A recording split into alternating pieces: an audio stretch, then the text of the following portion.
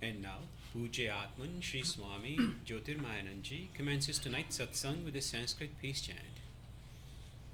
Om Purnamadaha Purnamidam Purnat Purnamudachyate Purnasya Purnamadaya Purnamevavashishyate Om Shanti Shanti Shanti. We begin with mystic song by Sri Swami Lalitananda, played and sung by Sri Swami Umananda and Rajneesh.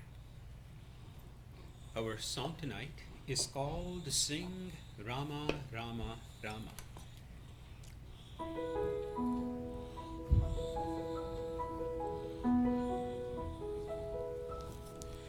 Oh, mind, sing, sing, sing, Rama, Rama, Rama, Rim, Jim, Rim, Jim, Rim, Jim.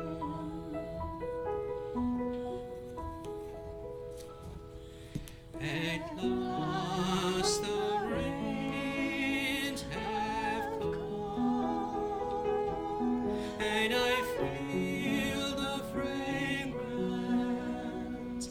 of divine love aflow.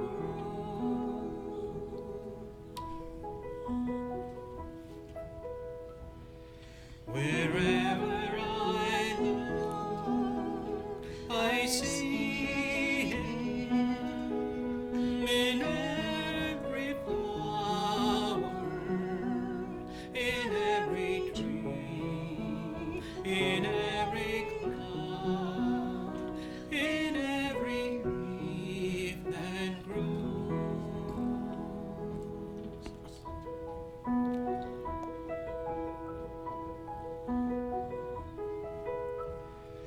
Oh, mind, sing, sing, sing, Rama, Rama, Rama, Rim, Jim, Rim, Jim, Rim, Jim.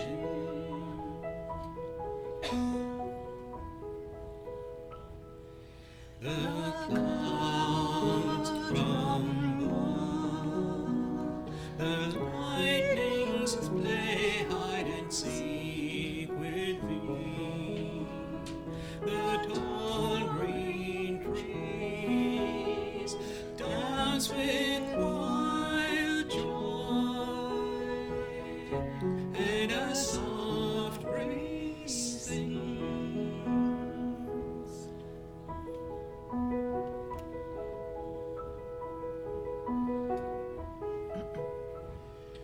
Oh, mind, sing, sing, sing, Rama, Rama, Rama, Rim, Jim, Rim, Jim, Rim, Jim.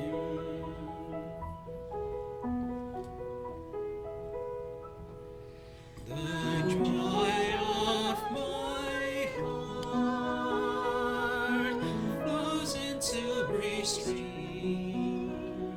I hear His voice in every raindrop that falls in the garden of my heart.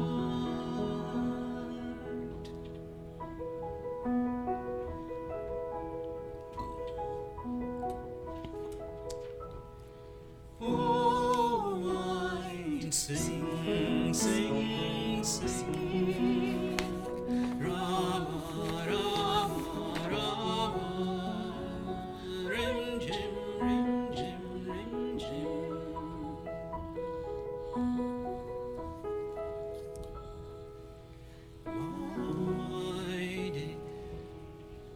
My desires have melted in the rain.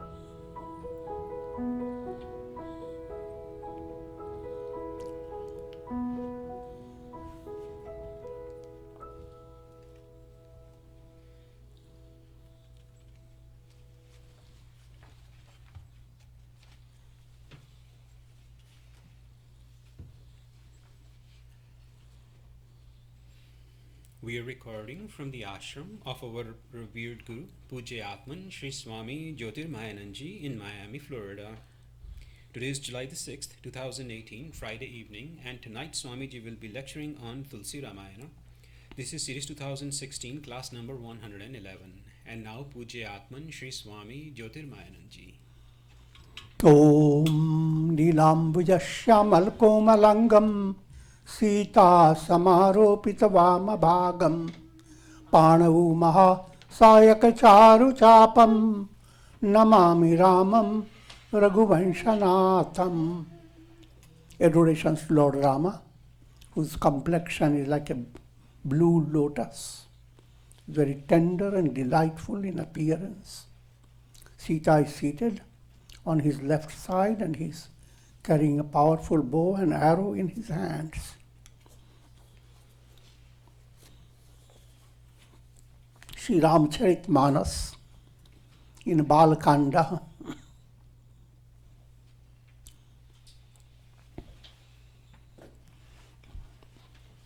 verse number is 283. And here the topic is Parshuram has entered into the royal assembly just at the time when Rama had broken the Shiva's bow and Sita has just placed the garland on Rama's neck.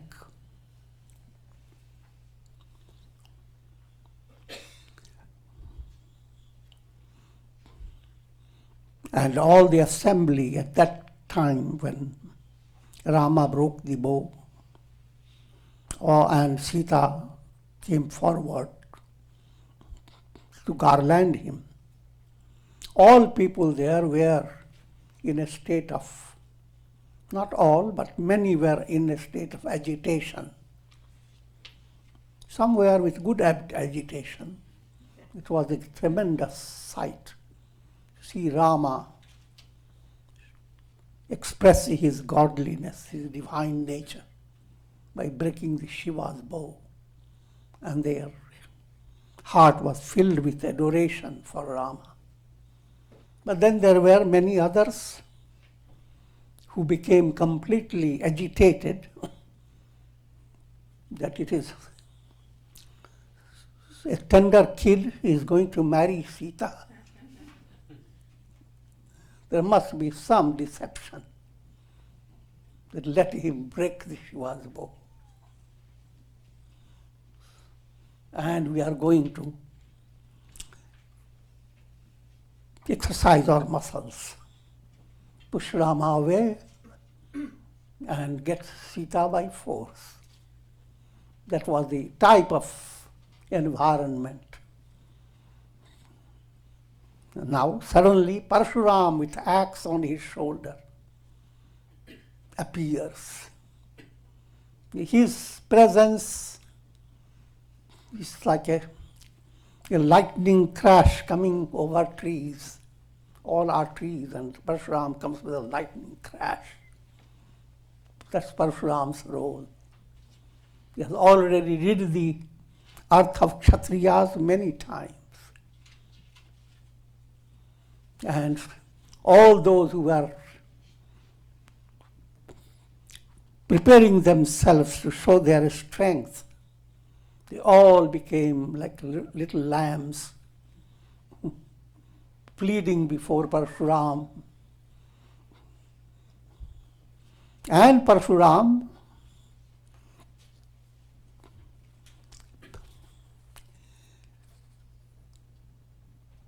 roared with his statement that whoever has broken Shiva's bow, he is my enemy. Bring that person out, show me, and I'm going to kill him. That's a storyline. The storyline has its own flavor. And sages have created their own art. Because stories you will remember for a long time. And as long as you remember stories, you have the also possibility to go deeper into it. It's like sugar-coated pills. As long as pills are sweet for your tongue, you are going to suck it in. Now, what does it really imply? Parshuram is an avatara, incarnation of God. His role is to pave the way to enlightenment. There are two stages in their path. A stage improving the stage of pravritti, thereby opening the gateway to nivritti. Pravritti, again, let me explain to you. Pravritti means karma-based progress. Karma-based progress has a simple formula. The more sattva and rajas being cut down and tamas and rajas controlled by sattva, better situations will continue to come in your life. But no matter how better, you are in the realm of mortality. You may be a very prosperous person, very successful. You go viral in your fame and glory. But there is only one but. It's about vanity. All this blows away in the wind. And the cycle of birth and death continue. There is no end to it. From practical point of view, it confers upon you tremendous relief. Relief means not permanent relief, it's a transient relief.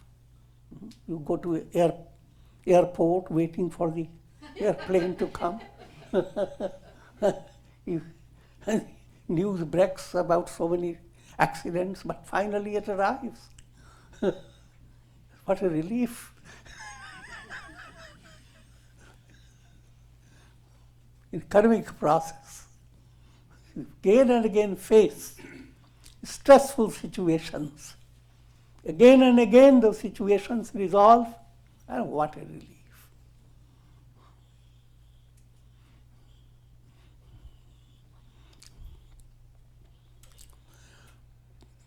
Parashurama level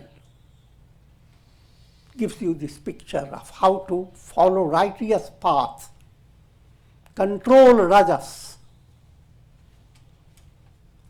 But Parashurama paves the way for Rama. There are two steps. Parashurama leading to the higher step, Rama. And when Parashurama learns, again, let me give you the understanding of Rama movement. The Rama movement means you are living your life for attaining liberation, not karmic improvement. Naturally, you will do. That's the required need for your advancement. You have to be good, do good deeds. But add something to your good deeds. Your good deeds should be a form of expression of love for God. So you are not fulfilled by gaining the fruits of your karmas, but you are fulfilled by how close you are coming to God. Performing karma, bringing you closer to God, leading to self-effacement. Once that movement commences, Parshuram's role is transcended. But whenever we say transcended, it is not given up. But that stage is, you have a deeper, profounder movement. And that stage becomes your preparatory level. Every day you prepare yourself. You go into the office, prepare your chairs, etc. That's Parshuram level. And now you go into deeper movement. What I was trying to say, that even if when you go to a deeper movement, things have not changed. You continue to go to your office, continue to look for your chair, continue to set things right. But that is not your complete goal. The goal is to go after your deeper, profounder fulfillment. Now, what is that profound fulfillment? Profound fulfillment to attain liberation, moksha. What's the difference between pravritti? Pravritti is staying with the cycle of birth and death. Nivritti, mind is not interested in that process.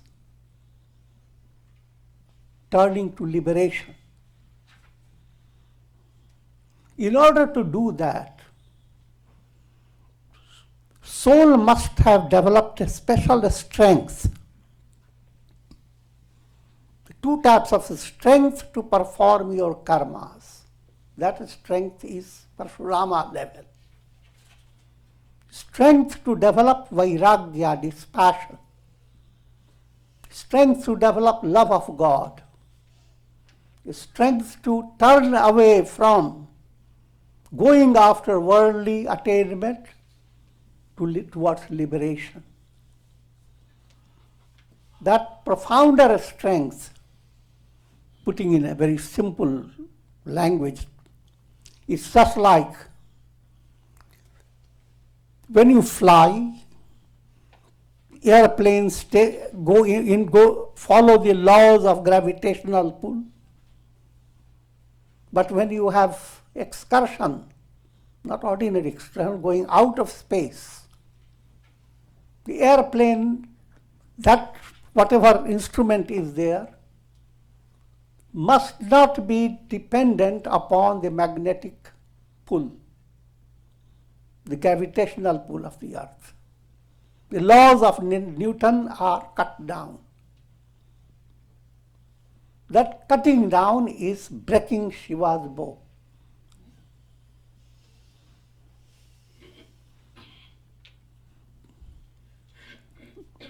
And Ramayana dramatizes that point.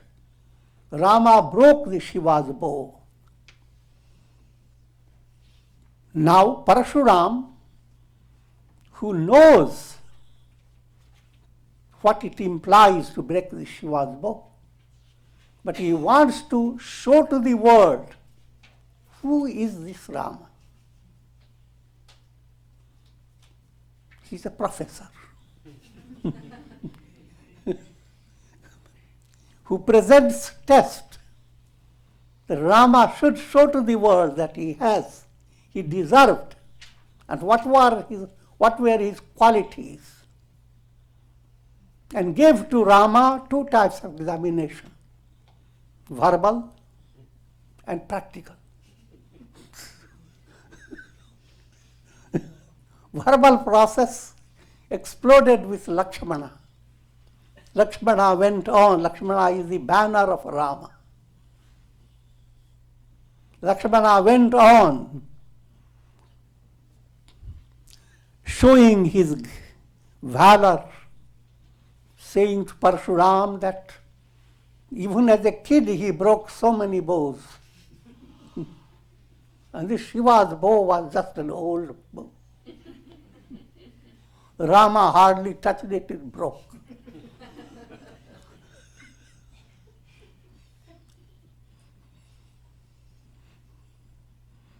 And as Lakshmana goes on responding to Parshuram, the whole sentiment there, the whole atmosphere becomes charged with suspense.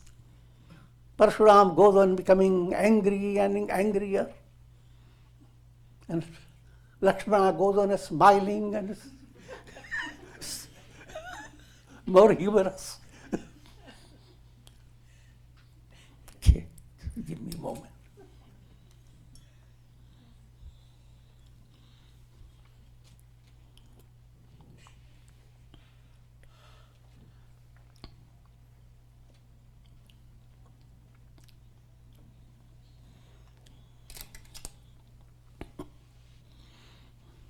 Lakshmana says, यहाँ कुम्हर बतिया कोई नहीं जो तर्जनी देखत मरी जाए.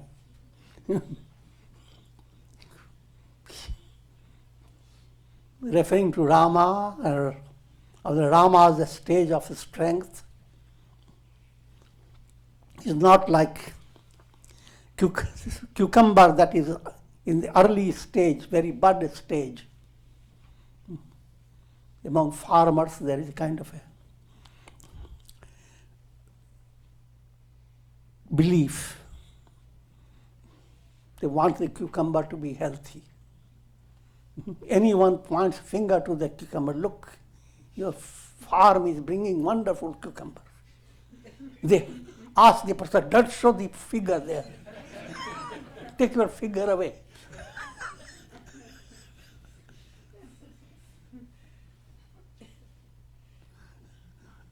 The belief is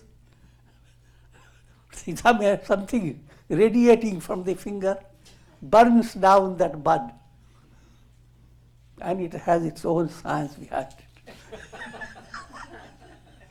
it.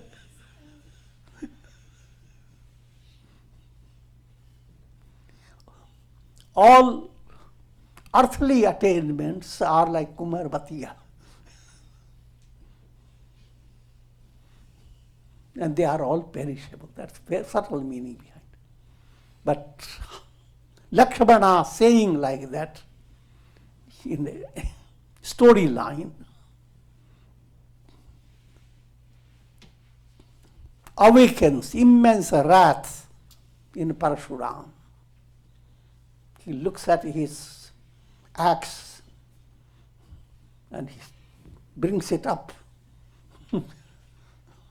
as if to cut Lakshmana down, and suddenly his arms get paralyzed. He says, how is it I'm not unable to destroy this wicked kid? Behind all that is a drama. Parshuram is preparing the situation for Rama's confrontation. Rama now comes forward as this process goes on. And that's the stage we are in. Rama comes and says over Parshuram, O sage, it is I who have broken Shiva's bow. The Lakshmana is just a kid, child. Don't show your anger towards him. If at all, do whatever you want to do to me. I am the one who broke it.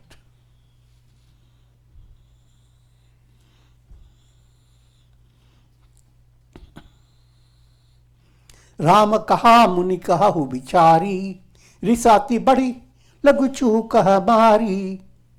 Rama said, O sage,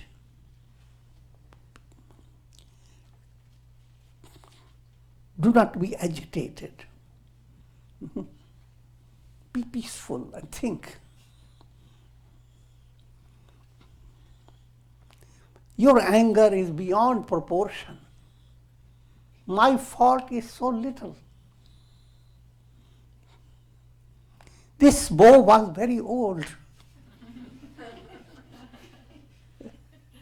I touched it and it broke. Subtle point is there. there comes in your sadhana movement, led by bhakti, devotion, and integration of your personality. You must realize 4 aspects of yoga must move. Rama is jnana, wisdom. Lakshmana is dhyana, meditation. Bharata is bhakti, devotion. Satrughna is karma, karma yoga. These 4 brothers are expressing through every individual.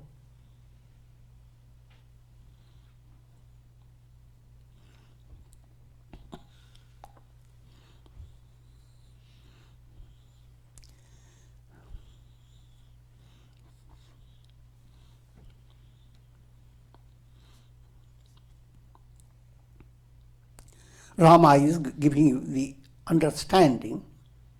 If you are practicing integral yoga in a perfect way, you gain that type of vairagya, dispassion, that doesn't go after objects of the world. Para-vairagya. Para-vairagya is not even to possess the ego. Let me give you a simple illustration. If you are watching a cinema show, there are 2 stages of the show. One stage, you're looking for interesting episodes in the drama. You're looking for the suspense and how it is resolved. And every moment you're being thrilled or whichever way, positively or negatively. And for that purpose you have paid.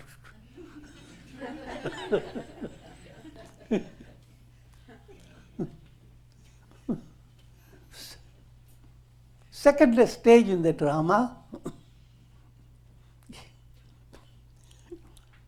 you are examining, you are yourself the director of the show. And you want to see how your show is operating. He could have done better. In other words, now from his point of view, there is nothing to shake. If someone comes bitten by Dracula, a lot of blood coming out,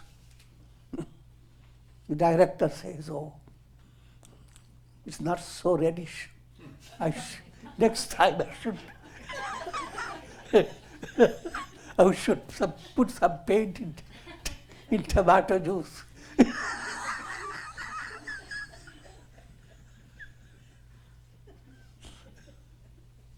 Think of that angle. That angle is the angle of Jivan Mukta.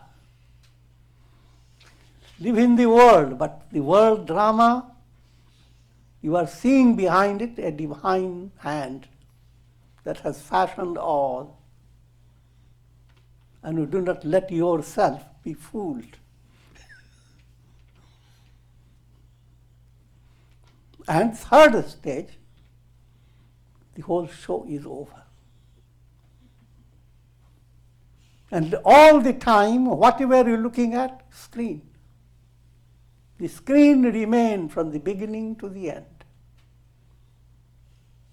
As long as you are interested in the show or caught by it, the Sanskrit terminology is called bhava pratyaya.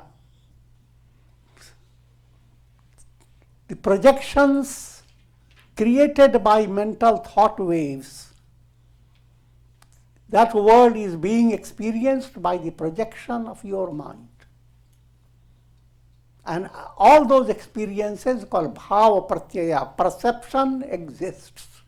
Bhava is existence. Now when the show is over, called pratyaya abhava. Perception doesn't exist, it has become non-existent.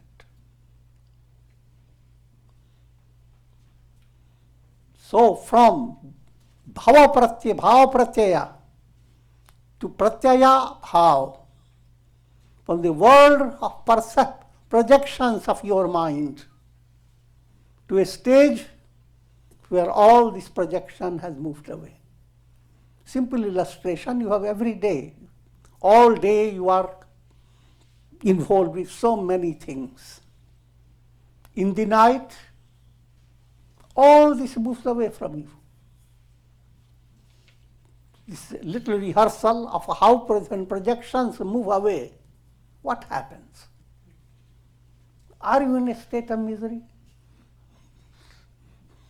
The world that you loved so much. That world, past, present, future. Neither you have past, nor you have future, nor even know whether it is a present. Nothing.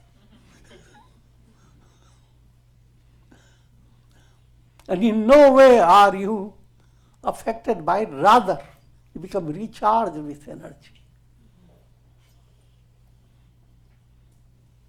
If you work upon it, that's an experience of sleep is like -4. Pratyaya bhav is +4.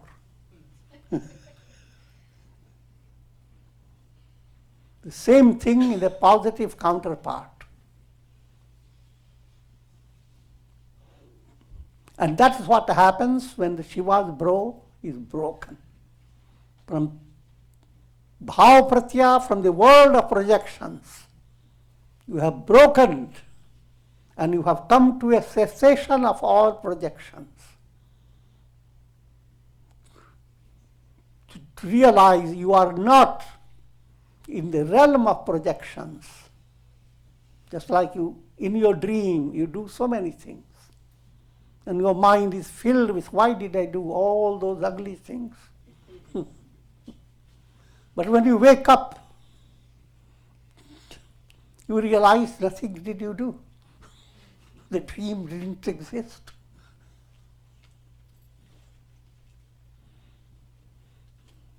When you live in the world of projections,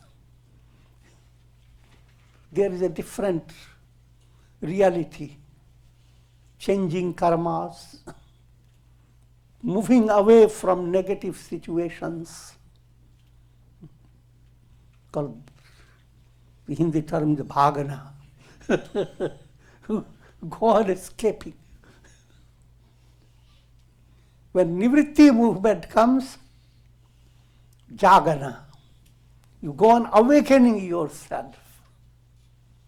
With each challenge situation, your mind is not just to resolve the situation to please the ego, but how to get out of ego's illusions and to discover I am not this personality.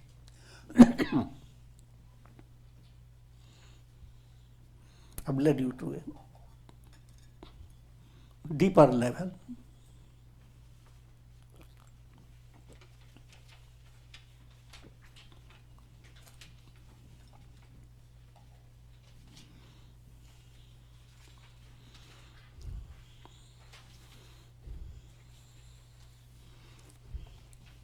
Now, coming back to the storyline.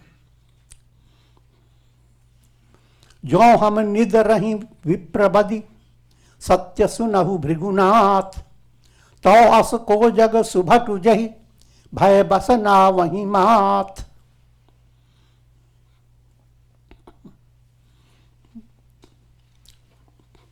Parshuram had already shown his anger even towards Rama, that you seem so calm.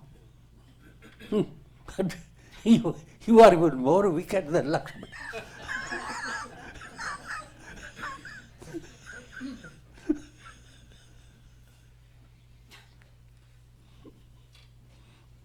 And Rama is responding.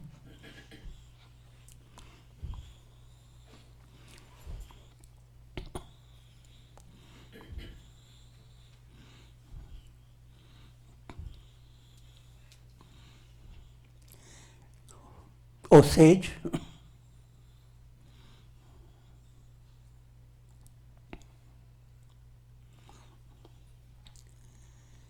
if I'm not accepting your challenge to fight because you are a Brahmana, that doesn't imply that I am a coward. Is there any warrior, if he were to challenge me, Rama,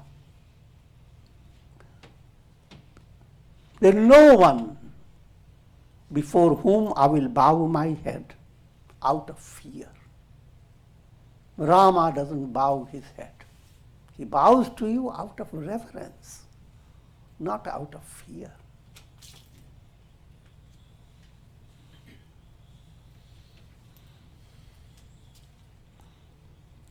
That point again we will make it clear to you soon.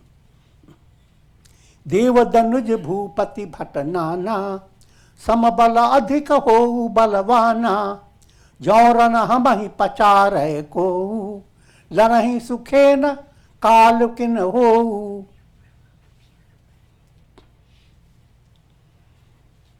Gods, demons, kings, great warriors,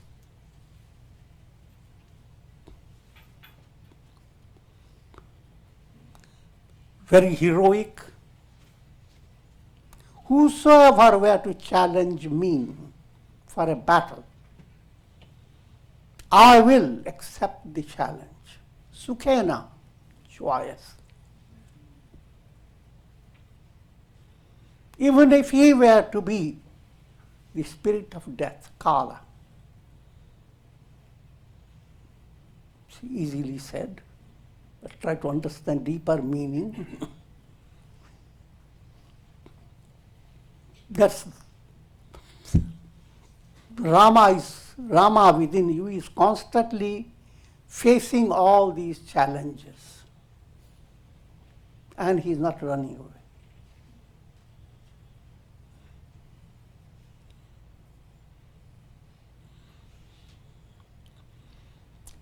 Put it in more simple way to understand.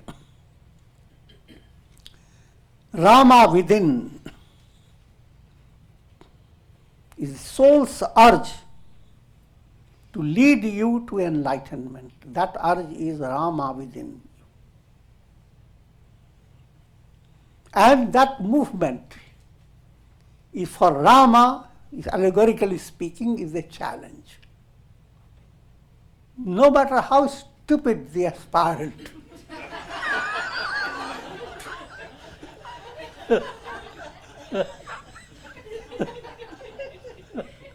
Rama will not be defeated. He will accept challenge of all types.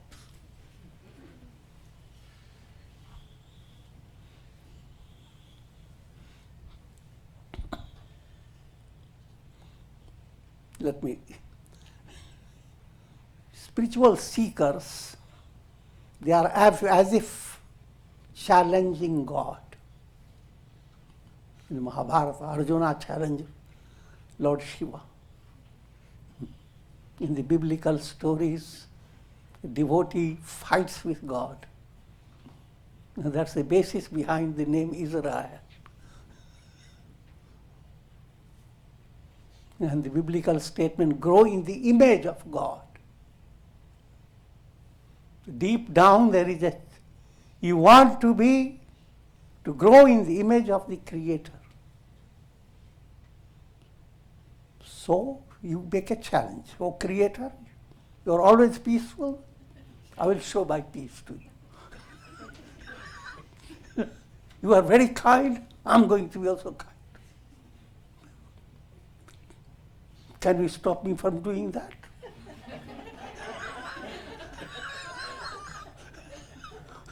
And the Creator said, oh no, I can't. Because you are me.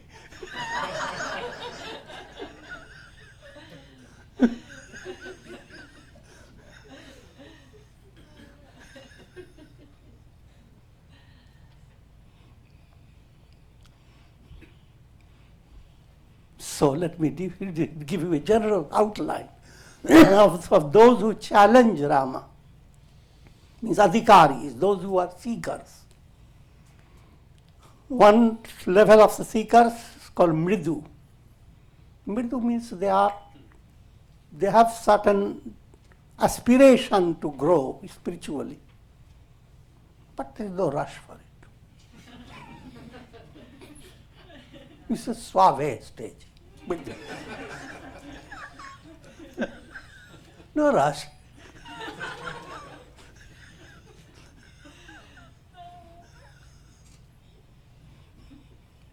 Next one called madhyam, moderate. You are going on doing sadhana, but most of the time you forget what moksha.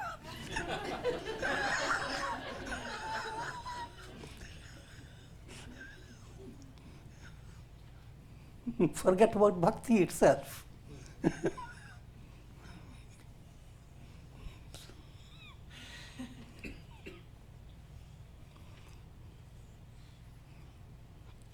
Next one is called adhimatra. The degree of intensity increases. You are deeply involved to resolve your problems, to develop devotion, and you are working for it.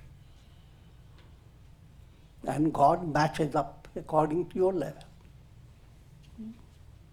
Each stage of yours is a challenge, and God accepts the challenge. And the highest is called tivra. Tivra is climax, intense aspiration. Then if that is so, God brings about a lightning flash of spiritual awakening.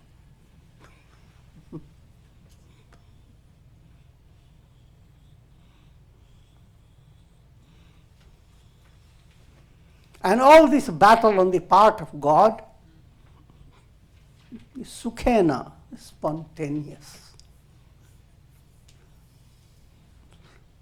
In other words, when you are doing sadhana, things change in your personality. How do they change? Just like the little buds become flowers.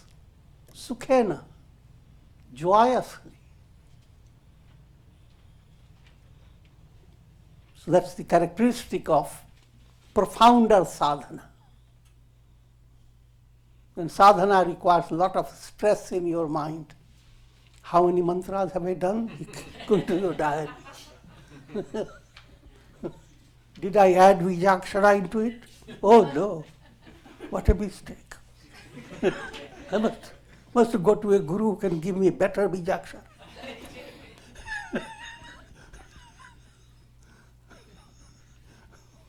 When you are doing that type of sadhana, it's not sukhena, it's not joyous. Healthy sadhana is like enjoying food and assimilating it. You know it is healthy. It goes deep into you. So it whole process, chewing, digesting, becomes sukhena, joyously.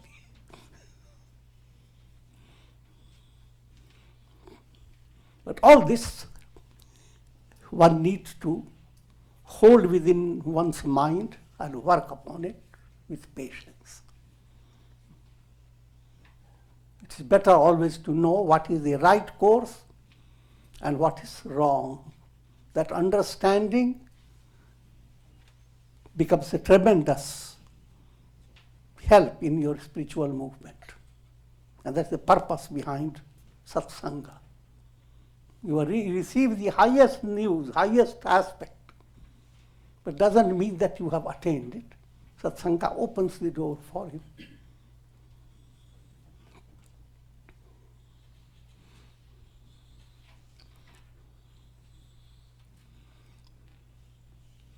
क्षत्रिय तनु धरि summer सकाना कुल कलंक तहि power आना कहूँ सुभाव न कुलहि प्रशंसी कालहु डरहि न run रघुबंसी. Having possessed the body of a Kshatriya, if one were to be afraid of battle, yuddha, then that low-minded person has brought a taint on his family line. This is the literal meaning I'm giving to you. We Raghuvanshis, coming in the line of Raghus, we are not afraid of death. We are not Kul Kalank.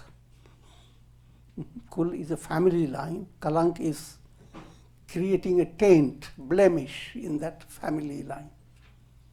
If you run away from battle, belonging to a very heroic family, then you bring the family to a state of ridicule. But this storyline, try to understand now the deeper line. The masses stay with that, rather they go after what happened. At mass level, the story will be going far away. It will not be stopping like that. But if you are really doing swadhyaya, then you have to go deep into it. Firstly, soul, human being, who has developed aspiration for attaining liberation, even aspiration for self-improvement, then he is a Kshatriya. We're not talking about ordinary class distinction. He's a warrior. He's not going to be a warrior. He's not resigned to worry. He's a warrior.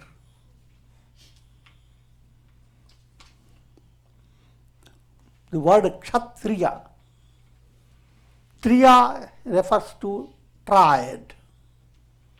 The word triad is very important in philosophical studies. When you are dreaming, three things are erroneous. They are not real. The dream subject, the dream world, and the dream experience. If you are a Kshatriya, you will wake up from the dream. Two roles of Kshatriya. You will not draw to yourself negative dreams. Dreams that can give you more. You fly like a, because in your dream there is no limit. You can fly and go to the Himalayas and touch the feet of Lord Shiva and get his blessings. All can happen in your dream. You are changing the three triad. That's the real expression of culture. You are really cultured. You make three aspected movement. You bring change in yourself. Be good. You change in the society, change in your atmosphere. In every level, what you are influencing the world around you. If you are suffering from viruses, put a swab on your nose.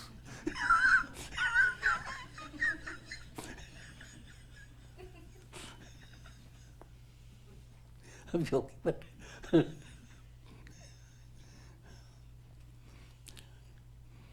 just like in physical plane, you are influencing.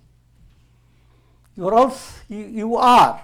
If you are holding on to negative thoughts, anger, hatred, revenge, then automatically you will not draw to yourself people who are harmonious.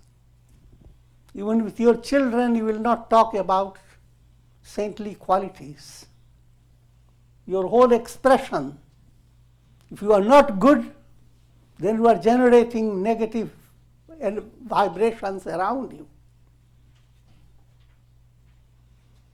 If the moment you begin to develop goodness within yourself, your atmosphere changes.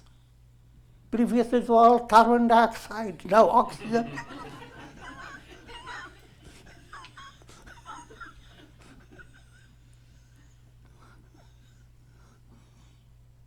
And you begin to draw situations and circumstances you didn't imagine, which are more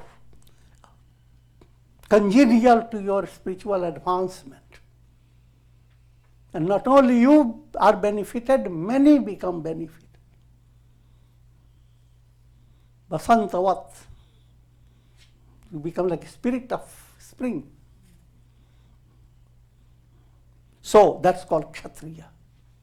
You are a Kshatriya, you are changing yourself, thereby the world around you, and your experiences. Your experiences are not meant to inflate the ego.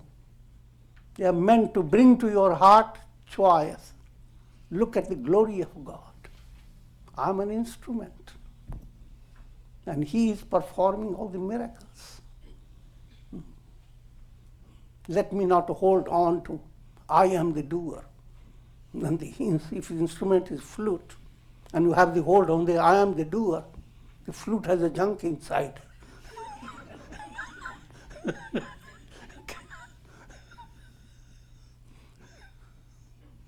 Be an empty flute in divine hand. That's called Kshatriya. And then Yuddha term, Yuddha, uniting a person with dharma, path of dharma, dharma, artha, kama, moksha, these, the purposes of life, real purpose of life is 4 stages. Dharma, ethical value, the value of righteousness. That should be the foundation. Artha, material value, all material things needed, go ahead, as long as dharma is secure. Kama, vital value, how to help people, how to interact with people, evolve your own family in a joyous way. And finally, moksha, ultimate liberation, where what I have described as pratyaya bhav, projection of the world moves away. In that state, the entire world becomes your family. Sarve bhavantu sukhina. May all be happy.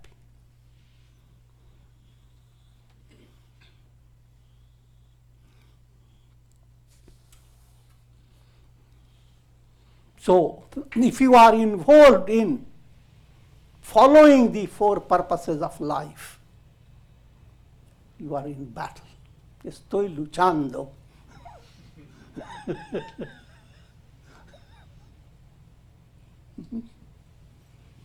People do luchando for lychees. I'm joking. Lychees are fruits.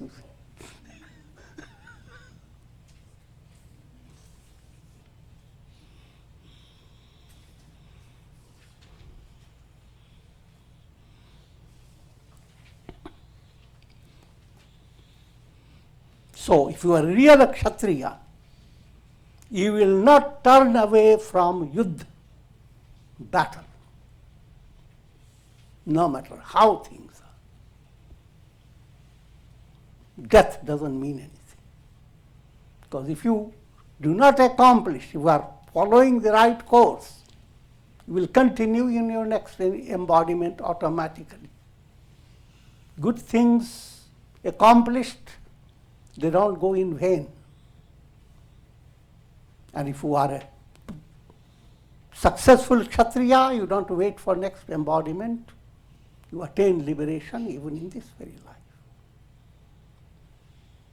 But one way or the other, death is not the matter to restrict your energy.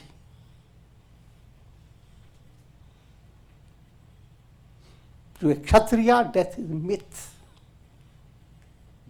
You like myths, that's okay.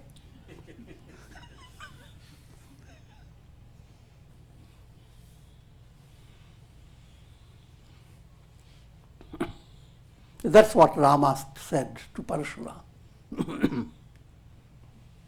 And he's succeeding in verbal examination.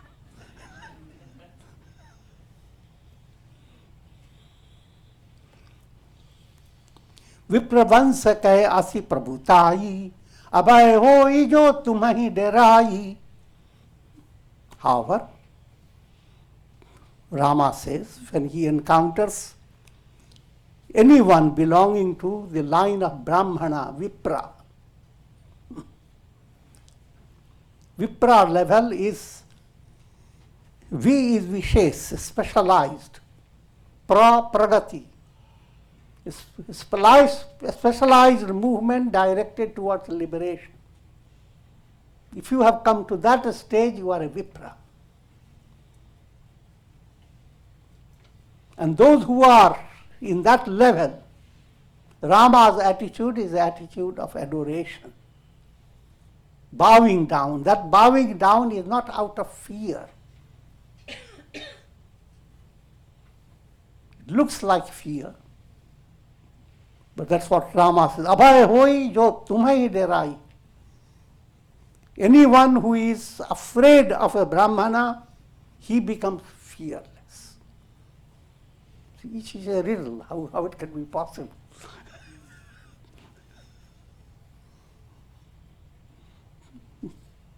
If anyone who is afraid of a Brahmana, afraid term is simply an allegorical term. It simply means one who has such reverence that you become shy. You act like a rabbit. Become so gentle. You're not really afraid, but you are filled with joy and love. Your son, having done so many things, come to the mother and doesn't show his muscles. Become gentle. A journalist will write, he came and saw the mother and he was afraid.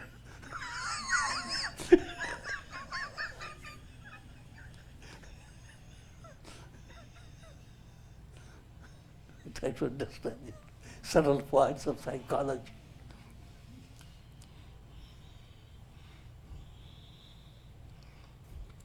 सुनी मृदु गूढ़ बचन रघुपति के उघरे पटल पर सुधर मति के. Hearing these gentle and profound words of Rama, the veil of illusion moved away from Parashurama's intellect. In other way, Parashurama now comes to understand that Rama has passed the examination. Rama has not made any negative or erroneous movement in breaking the bow, but he is the breaker of the bow.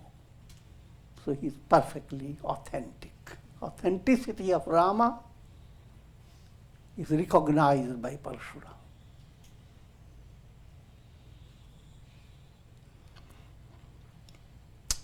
Ram Ramapati कर धनु लेहु खैचहु मिठय मोर संदेहु देत चाप आपु ही चली गयहु परशुराम मन विस्मय भयहु. O Ram, O Lord of Lakshmi Devi, take this bow. The bow in a storyline belongs to Lord Vishnu. Vishnu, Dhanush, Narayanastra, and pull the string.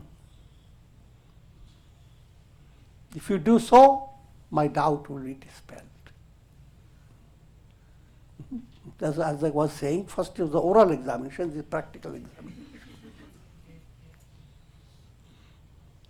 And the moment he gave to Rama, even without Rama's touching it, the bow became stretched. And Parshuram's mind was filled with amazement. जाना राम प्रभाव तब पुलक प्रफुल्लित गात, जोरी पानी बोले बचन हृदय न प्रेम समात. That immediate transformation takes place in Parashurama, because all that was his acting.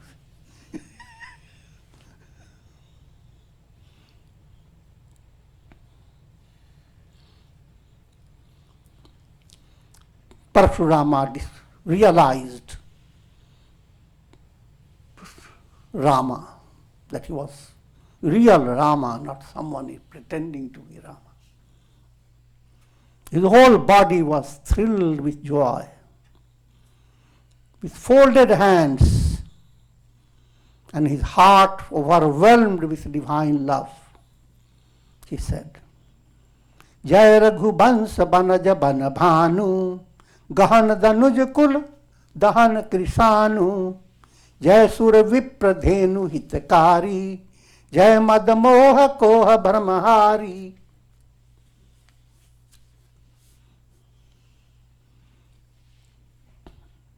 You, who are like the sun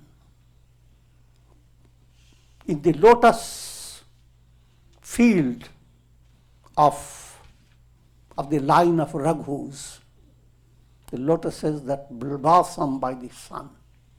You are like the sun, highlighting your family line, bringing glory to them. And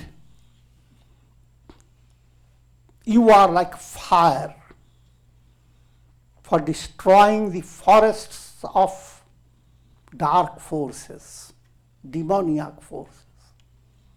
Glory to you.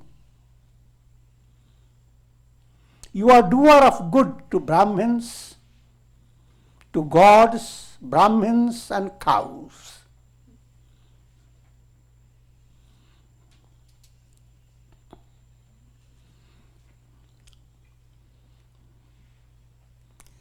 Three sources of nourishment, you see. Godly nourishment, Brahmins' nourishment, God, Guru, Scripture.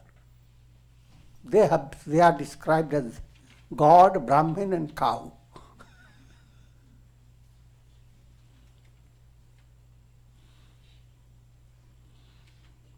And you are doer of good to these three. Glory to you.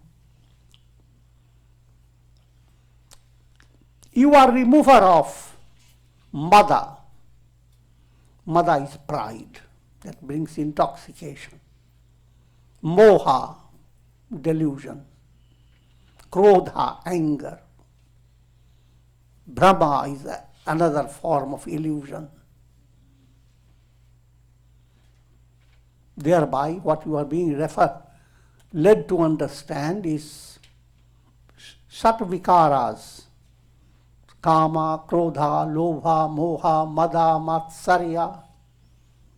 Kama, perverted desires. Krodha, anger. Lobha, greed. Moha, delusion. Mada, conceit or pride. Matsarya, jealousy. These are the highlighted impurities called malas. You negate malas by putting on malas.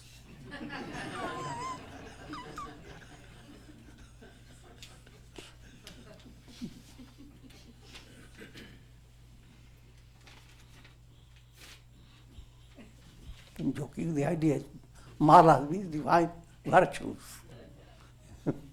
Malas are negated and you are decked with divine virtues. Malas mean you are putting on a stinky garland of onions and garlics. And now it changes it to beautiful flowers with amazing fragrance and amazing work in the garland. So prefer whichever you like.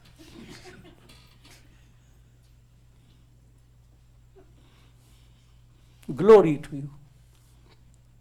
Vinay Sheel Karuna Guna Sagar Jayati Vachan Rachana Ati Nagar Sevaka Sukhad Subhaga Sabanga Jai Sharir Chabi Koti Ananga. These are very profound descriptions, and they are meant for helping you to meditate on God. How is Rama? In Parshurama's words, O Rama, you are the embodiment of humility, Vinaya, Sheel, a gentle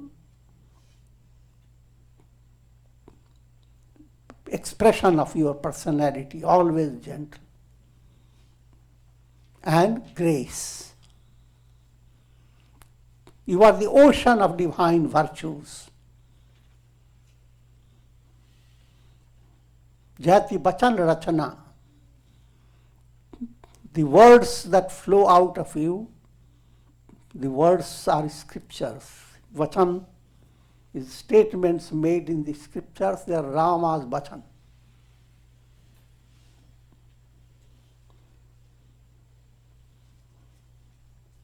Sevaka Sukhad, whoever turns to you with the Dasya Bhav, I am your servant. That person receives immense comfort. All the joy enters into the heart. Subhaga Sabanga, and your entire body from toes to the head is shining with divine beauty. Rama doesn't have body, you see, but implying that he is the essence of all the glories of the world are put into an essential form in Rama. Therefore, when you have seen Rama, then nothing looks like Rama in the entire. If at all is Rama. Then nothing other than Rama. Jai Sharir Chabi Koti Ananga.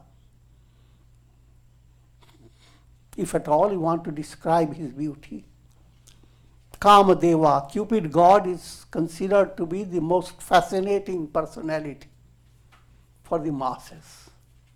As long as you are karmically bounded and your mind is not anywhere beyond, then it's Kama that fascinates your mind. To the masses, Kama always refer to in the level of sexual attraction. But that's not the reality. If you are attracted to be angry, you are attracted to be proud, attracted to be conceited, all that's Kama. And that Kama fascinates human mind. In other words, all the world that fascinates you considers one unit. Rama is million units. This is a mathematical way to describe all worldly attainment as alpam, little. Realization of God, infinite. Bhuma. That's the relation with alpam and bhuma. A shining, handsome personality that awakens interest in alpam, that's Cupid God. The personality that awakens aspiration for God realization, that's Rama. Think about the mathematical ratio.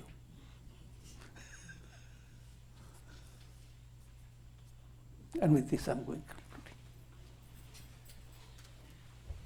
Om Purnamadah Purnamidam Purnat Purnamudachyate Purnasya Purnamadaya Purnamevavashishyate. Om Sarve Bhavantu Sukhin Sarve Santu Niramaya Sarve Bhadrani Pashyantu Ma Kaschid Dukha Bhag Bhavet. Om Shanti Shanti. Hari Om.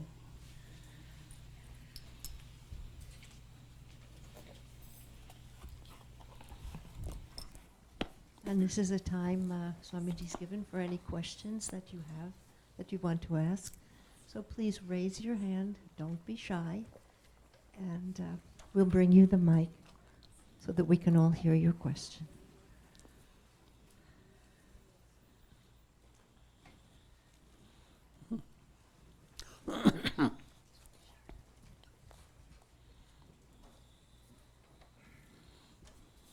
Adorations, Gurudev. Thank you for such a beautiful satsanga. How blessed we are to have you in this physical apparent reality. So Swamiji, the question is, do you think that Pasharama is to Lord Rama as John the Baptist was to Jesus in the Bible? To a great extent, similar. As the shower of Right. look at God. Yeah, both have their place. One operates in an earlier stage of spiritual movement, just like early stage of studies, primary study versus advanced study. The two levels, the Parashurama and the Baptist, they belong to similar category. Mhm. And then comes Rama and Jesus on the another category. And so Pasharama is also what we need to do in the practical realm and part of our sadhana to continue to discriminate between what is real and what is unreal and to detach from Detach this as world. well as in your mind, those vasanas to be cut down. Go on shaving up day by day.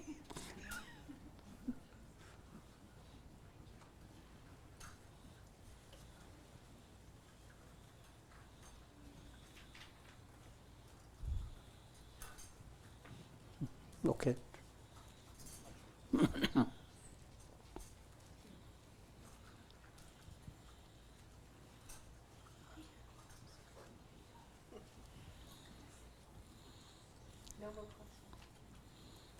It's okay.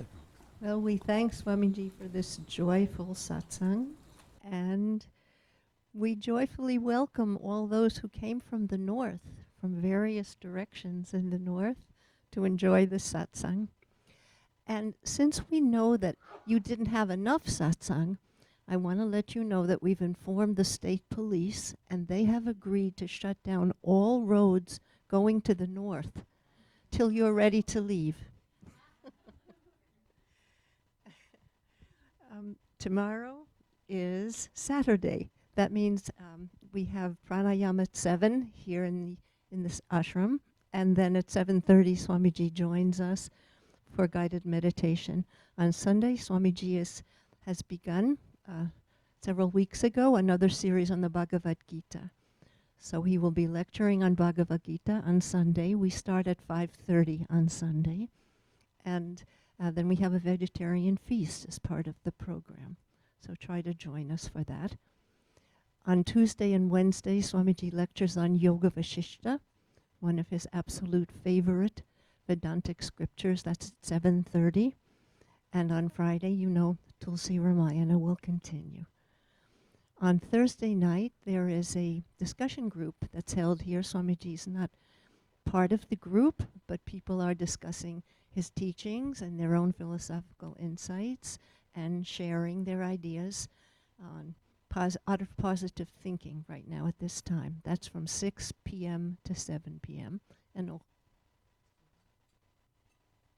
all are invited to join in. That's from 6 to 7 on Thursday nights. And we have a wonderful festivity coming up very soon. On Sunday, July 22nd at 5 p.m. we'll be celebrating Guru Purnima. So we hope all can join together and just joyously celebrate Swamiji's presence in our life. And before you go, those of you who who have not yet looked at our newest book, Mystic Pathways Through the Bible, we hope that we can spread Swamiji's beautiful teachings about how all the religions blend together in the most glorious way. And in this particular book, the teachings of Lord Jesus and teachings from the Old Testament and New Testament are embellished with Swamiji's teachings on Vedanta. So take a look at the new book and share it with all your friends and those who are skeptical that there's something fishy about yoga and Vedanta. We want to spread the word that it's a beautiful and glorious teaching, as you all know, and the feelings that people have that there's something strange about what we do are completely unfounded. And now we will come for Kumkum blessing. We'll be picking up these backjack chairs and coming forward, and we've asked Swami Sharadananda to please sing for us from her heart.